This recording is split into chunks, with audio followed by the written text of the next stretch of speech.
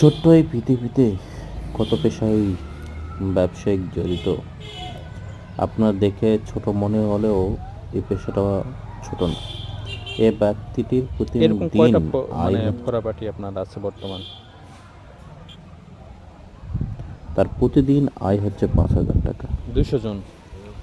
তার 60 থেকে 70 জন ও, মার্কেটে লোক আছে, আপনার মতন মজন আরও আছে? যেগুলোকে বলে ফরাপাটি।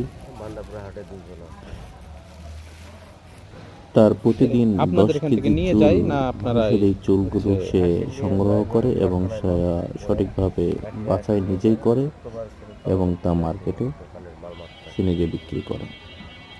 ও, ওই যে 10,000 আপনাদের আরো তো থেকে 11,000 টাকা কেজি সে চুল বিক্রি করে। এখানে 500 টাকা তার হরেক লাভ থাকে, মালগুলো কিন্তু আপনার। সে সংগ্রহ করে 10 কেজি, তার মানে 5,000 টাকা তার এই চুলেতে রুজি আছে।